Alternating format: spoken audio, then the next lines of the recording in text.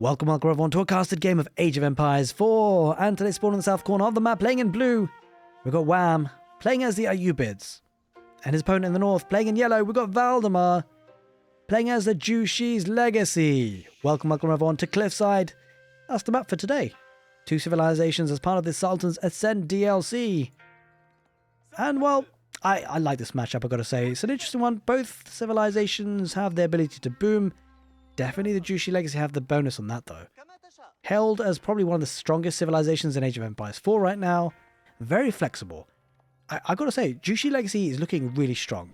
The flexibility is off the charts, I feel. They've got the ability to go for a fast castle using the Tang Dynasty, which by the way gives you cheaper tech ups. Not only for the Feudal Age, but also the Castle Age if you stay in that dynasty. They've got the option of the Song Dynasty 2-town center play, making your buildings cost 20% less in terms of wood if they're a non-production building. It makes a farming transition incredibly smooth when it comes down to it. On the other hand, the ayyubids have some really good mechanics, good flexibility with the House of Wisdom, 8 possible routes to advance to the next age. They've got options. They definitely have options. Fast castle is an option. They can boost a little bit of the economy of the free villages they get with growth in the eco wing. Now, I don't think I've necessarily seen enough of this matchup to say which one's favoured. I feel like Jushi Legacy is a little bit stronger, but it depends on how you play it. The ayyubids possibly a bit more tempo aggressive than the Abbasids. In some ways, of course, they've got the ability for the military wing, getting the desert raiders every so often, every couple of minutes from the House of Wisdom. Could be an option. But I got to say, the one thing I love about Jushi Legacy and its flexibility is they can be aggressive too. Make no mistake about it. They get access to the early palace garden if you later to get access to the Chukunu without even having a dynasty system. Now, I have seen a couple of games where players have actually gone for Chukunu push in the Feudal Age, but then also scaling up to a really fast castle timing with the Tang Dynasty. It's a very low eco approach, which is a bit more unusual play for the Jushi Legacy, but it's viable, depending on the matchup, of course.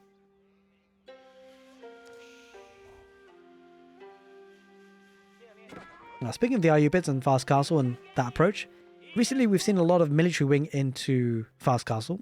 I think it's maybe Vortex I saw first do it. I think a lot of players have been doing it, to be fair. I don't know who came up with it first. It's very difficult to know, to be fair. But it certainly is something that's been paying dividends for a lot of people. And just bear in mind as well, though, it possibly telegraphs that it's not going to go for growth from the House of Wisdom, because the last thing you want to do is exhaust your berry bushes, because then you don't get the extra 50 food from growth. Instead, we do see the military wing, so possibly a fast castle, and it could be an option to deny a possible greedier play by the Jushi Legacy. You kind of expect them to do that often. Song Dynasty into 2 towns, that is very common for them. So one way to definitely do that is to get a tech advantage. And tech advantage could be in the form of the fast castle. There's that Feudal Age with the meditation gardens, no doubt about that. There it is. And in a nice spot, going to get food and gold and wood. What more could you want? Going to get wheelbarrow as well, and we'll keep an eye on the number of villagers on gold, because that could telegraph whether he's going to go for a fast castle or not. I think with this number of villagers on wood, it's early days, like he's going to be looking to get a couple of production buildings, no doubt about that. Will he go for stone? We'll just see in a couple of minutes. The ayyubids, getting that next stage. We'll be getting the desert raider on the field already now, and we'll be continuing to get them sprinkle in a couple of minutes, every few minutes. Now, the Desert Raider, I think it's a nice Feudal Age unit. I don't feel like they scaled too well in the Castle Age. Ultimately, you just want to get Camel Lancers, don't you? We haven't seen them masked up a lot in the Castle Age, but ultimately their main utility in this stage with the military wing is just to harass your opponent, get a bit of value, get a bit of breathing space to go for a Castle Age. And that's exactly what the ayyubids are looking to do. Bear in mind that the ayyubids can go to the Castle Age with the Culture Wing advancement, getting the cheaper tech up and also the faster tech up. Makes a really fast castle. But what that allows them to do is also get the relics on the map, which, I've got to say, it's such a nice, smooth strategy because, well, if your opponent does go to town center, not that he is actually, to be fair, if he does go to town centers, then getting the relics help counteract that a little bit, at least in the early stages and for a short while. But it's going to be double archery range playing. So we said about this, how Jushi Legacy can be aggressive with the Chukunu, a very strong unit in the Feudal Age. They're scaled decently well into the Castle Age. But he's got to be careful, because the ayyubids Castle Age can be pretty strong. Now, speaking of strong, the Desert Raider is pushing away the villagers on gold. But speaking of strong, the support on the channel has been incredibly strong recently. Super appreciate it, whether it be on YouTube or Twitch. You guys are absolutely fantastic. The support is super, super appreciated. Can't tell you enough how much I'm enjoying Age of Empires 4 right now, enjoying the content. Hope you guys are as well. And as always, let me know if you think that I can do something better to improve the content. I'll promise you I'm probably going to read the comments. Might not necessarily definitely act on them. I'll obviously consider them. That's 100% sure. I got to say, a lot of the advice I've been given so far has really put the channel in a good spot. So I really appreciate that. It really does help. Because of course I cast, but sometimes you get into this bubble where you don't necessarily notice the mistakes you've been making, or at least don't notice certain things you could improve. So it always helps having those observers to let you know. Because if you don't let me know, then who will? I'll never know. A couple of Chukanu coming on the west side. Going on that wood line, looking to get some value as much as he can. Valdemar's got to, right? Because he's going to be up against the castle, which I think he must have clicked by now. There it is, yeah. Advancement goes in. Bear in mind the spectator bug on check capture age doesn't show the tech ups for the ayyubids. You kind of have to just work it out and realize it's happening. Which we did in time there, thankfully enough. Chukanu, though, not going to be able to get too much value on the berries. Villagers have been evacuated. But take a look at that. Double arch range and barracks. Now, there comes a point where, you know, if Valdemar can't do damage, he's got to be careful not to over-invest in the feudal age. He's got to think about, okay, well, I've got to get to the castle age soon enough. But he needs a standing army, right? He can't go blind now. He needs an army that can defend himself with just to buy him that time to go to the castle age. Now, do we see a mosque being built here for the ayyubids? Not yet. Going to go for barracks. Looking to get some gulams. Which is certainly the right choice, right? He needs to deal with the Chukanu numbers that are coming up, which are looking a bit dangerous at this point. So we'll have to see. Camel Lancer going to be diving on the Chukanu. Great unit to deal with that. Dies at least one of them to the town center fire. Could lose another to the town center fire and lose it to the Camel Lancer instead. Gonna have to back away, harassing that gold. And I love this play by Wham rather, because you know you need to harass whatever you can, but harassing the gold is actually quite critical because you need gold. Not only for getting into the castle age for Valdemar, but also getting the Chukanu numbers. So if Wham denies that for long enough, not only will Valdemar have a difficulty getting to the castle age, but he'll have difficulty producing his prized unit in the feudal age, which is the Chukanu.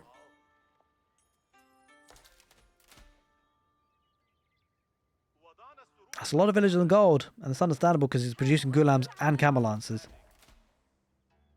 And I wouldn't be surprised to see a mosque coming out pretty soon. Valdemar with 20 military is going to need more, though, you feel, against heavily armoured units. It's a sticky situation for Valdemar. He needs army where he feels safe enough to get to the next stage. Because you know for a fact, when Valdemar decides to take up and he gets the notification there, Wham, he's going to be looking to be aggressive. Oh, villagers off the mill, they have to back away. And the mobility for Wham is definitely an advantage at this point. Going to be looking to try and protect that gold vein because he's up against, obviously, Chukanu. You have to be a bit conscious about potentially losing access to gold in this area, at least. Denies that outpost, denies that gold vein.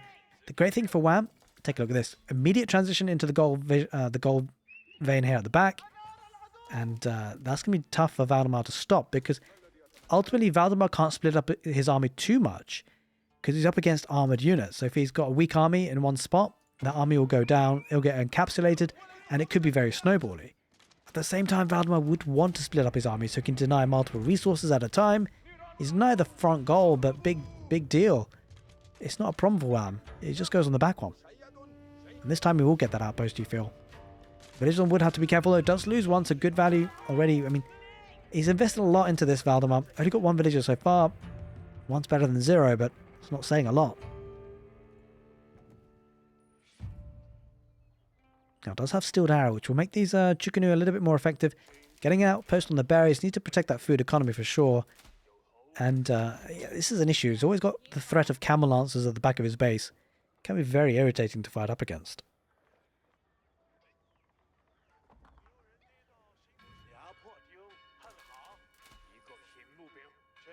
Ringing the bells.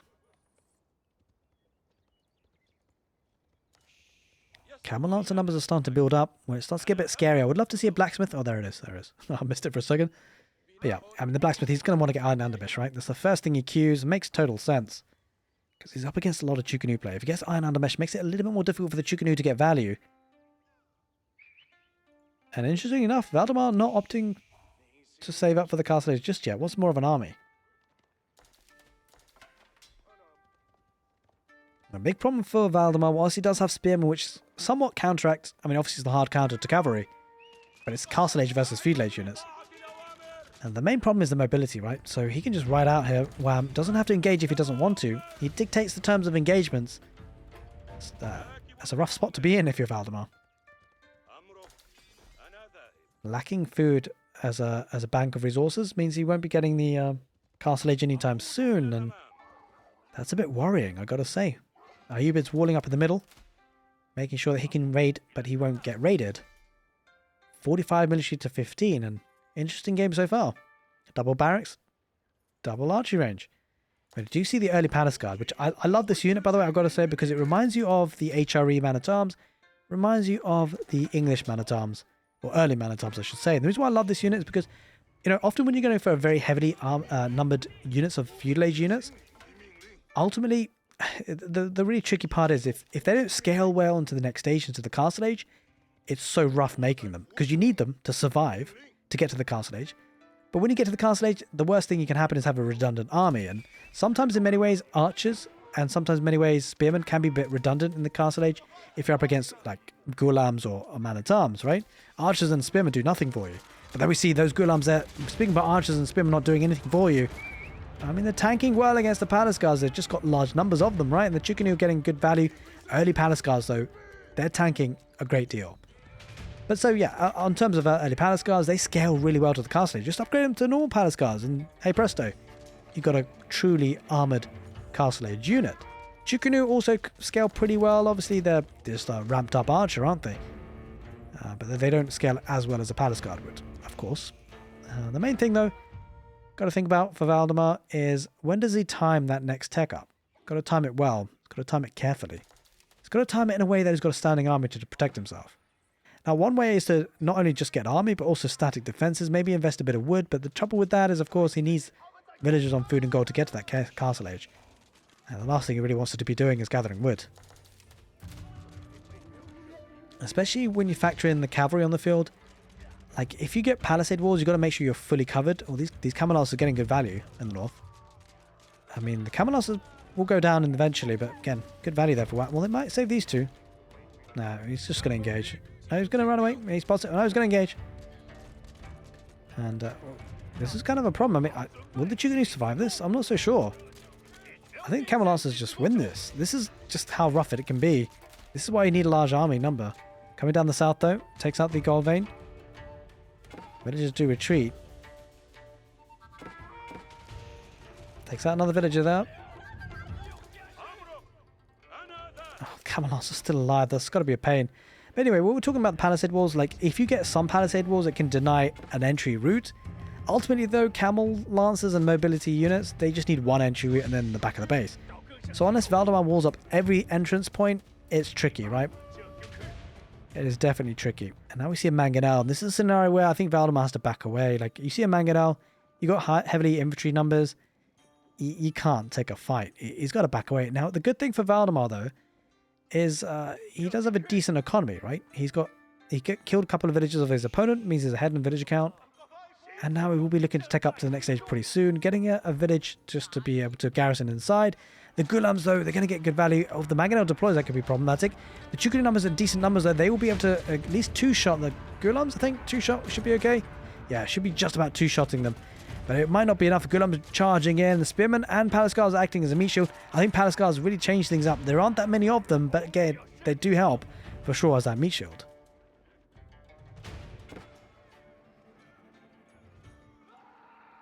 Oh, Palace Guards about to dive in. Spearmen hold on. Chukunu gonna get value on the retreat.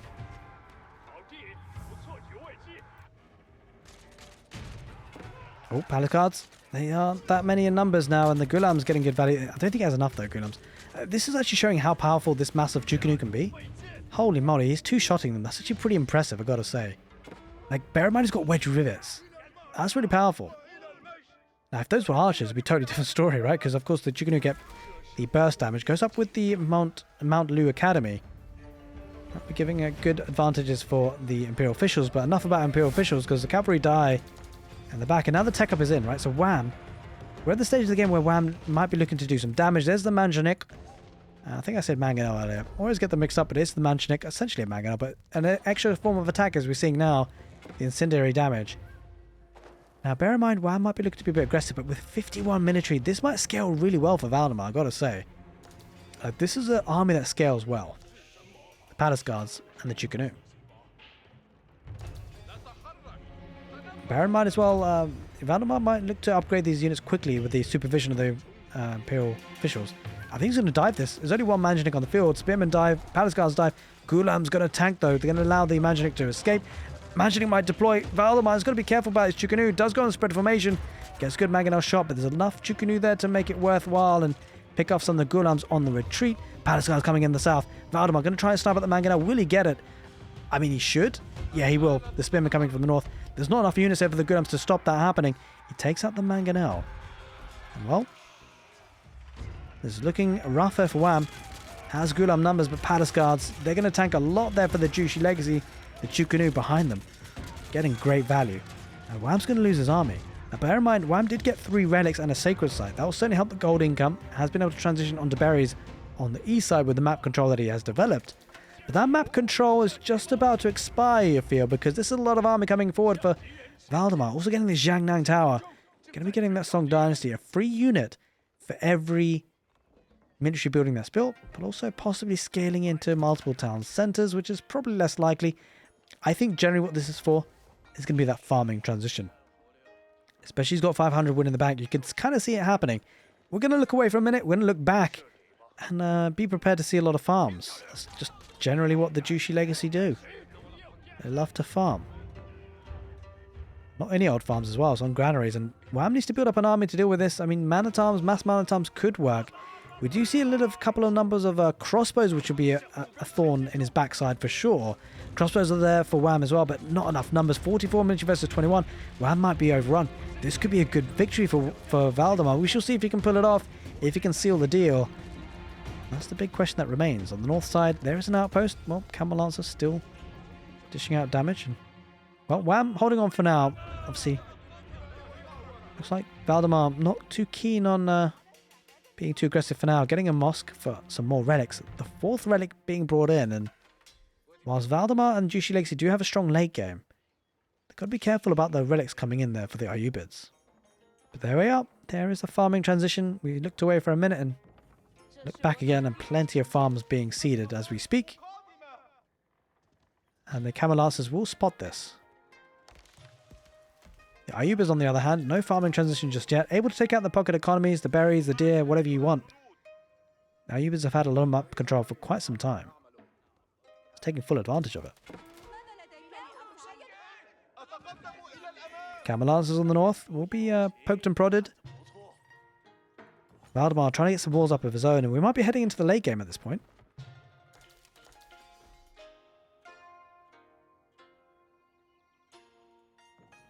Going to be getting a couple more Manjanik, which will be dishing out some damage and being able to break through anytime soon.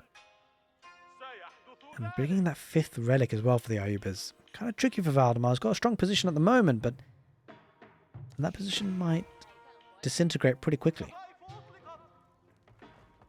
So ultimately, I mean, he's going to have a good farming transition, but other than that, the economy is not looking particularly much stronger there for the Jushi Legacy. No real eco bonuses in that regard. And bear in mind the ayyubids, they do have the Golden Age tiers to rely on.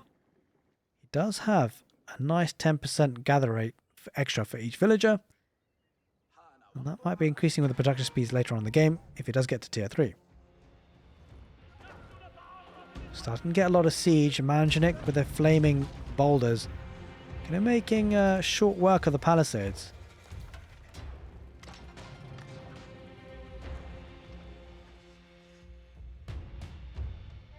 There's a lot of villages on gold there for Valdemar. Spending a lot of his resources as you'd expect. That farming transition is well on the way. Now, in terms of timings, Wham might be hitting at possibly the worst possible timing. I gotta say, because like this farming transition, whilst it's cheaper with the Song Dynasty, it's still wood. You still got to spend resources for it. And Wham might take advantage of that. Means that Valdemar doesn't really have the wood to get siege. That's actually a concern for Valdemar, I gotta say, because obviously you need a lot of wood for siege, and he is supervising the siege workshop, so we'll be looking to get a couple of springles on the field, which he kind of needs at this point, considering the number of Manjanik he has. Valdemar trying to get a raid on that wood line. Might get one villager, just about. No, it doesn't manage it in the end. In the north, farming transition being kept idle a little bit by one camel lancer, but obviously that goes down pretty quickly. One isn't enough on his own. And a couple more Manjanik with siege. Got to keep these protected though, I got to say.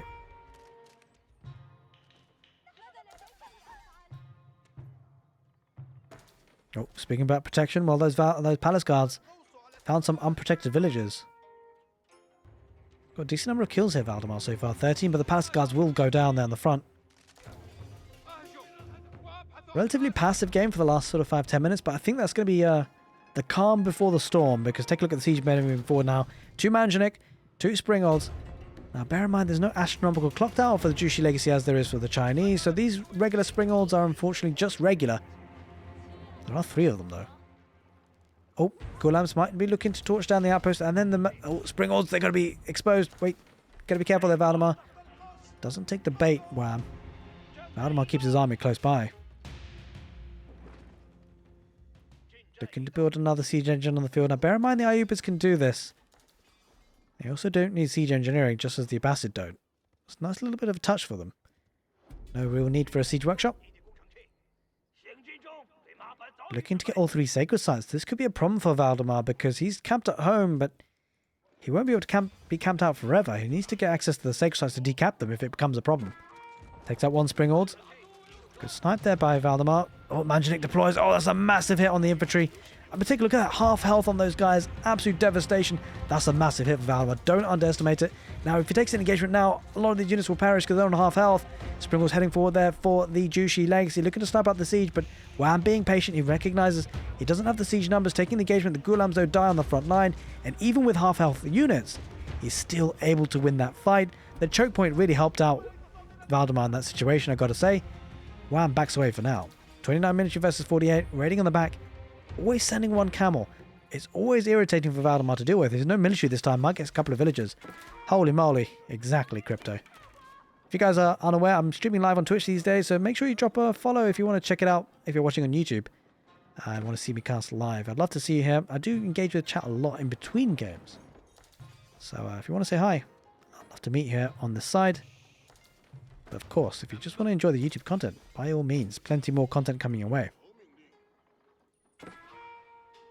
But take a look at this. This reaction, having to get all the army here just for 1 camel lancer, is pretty brutal, right?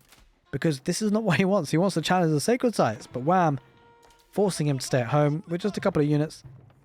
He might even get... No, he doesn't get the village kill in the end. 8.5 minutes almost on that sacred site timer, and tick-tock, it's ticking. No stone coming in, though, for the ayyubids, so it doesn't seem like there's any stone walls or place for the keeps to protect the sacred sites. We have to see how much Valdemar commits to a strong push in the middle, or does he go for the sacred site first? Remains to be seen. Now, of course, Valdemar did cause a lot of eco damage in terms of villager kill, but it has been idled quite some time on many occasions on the farms at the back. That's a lot of Springolds. Holy moly, yep. Okay, wham, he's playing full siege, and... Wait, did he just lose? Did he just... I think he deleted that in the end. I'm not sure if he deleted it or lost it. Anyway, there's still a lot of Springolds there for the Jushi Legacy. Might come down to the siege micro. That could be what does a lot of damage. Now, mass healing coming out for the Dervish. We'll be healing up those units very nicely.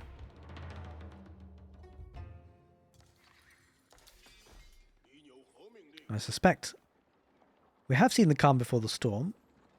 Additional of the scout. Now, I mean, this proves to you that it's never too late to add a scout if you need information, and Valdemar feels like he needs information. He needs to find out what's heading his way before he engages.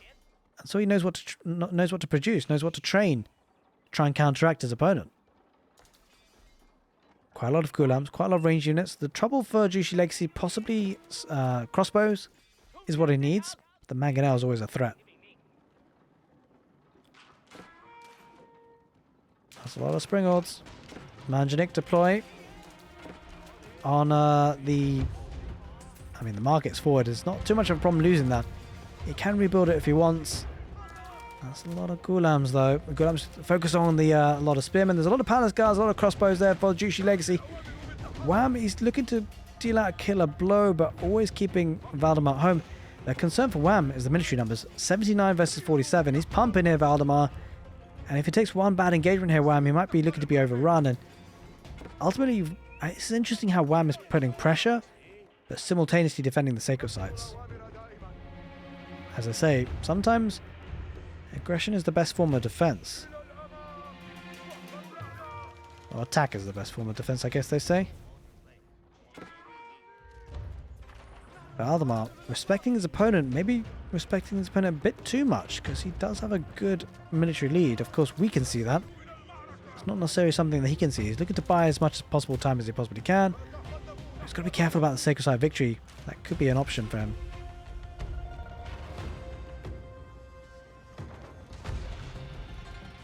Imagine it deploys on the barracks.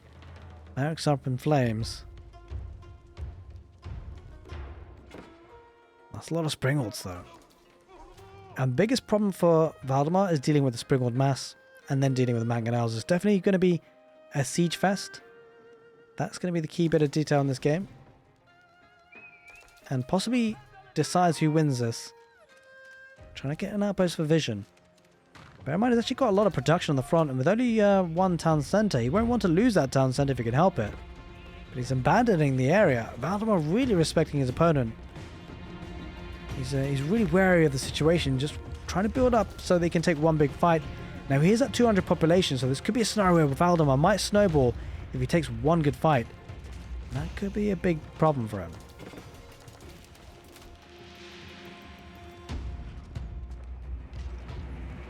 Gulam's heading westwards. Going to be looking to harass that wood line possibly. Palace guards being sent to actually react. A couple of Nesta Bees sprinkled in there for Juicy Legacy. This comes down to the Springal Micro. Will they engage soon? Wham keeping his army back, right? Ultimately, Wham doesn't have to engage if he doesn't want to. It's not on him. He's got the sacred sites. Only, well, under 5 minutes left, and Valdemar's got to make a move. He's got to make a move soon. Trouble is, he doesn't want to move out to the sacred sites because he's worried about this push coming in.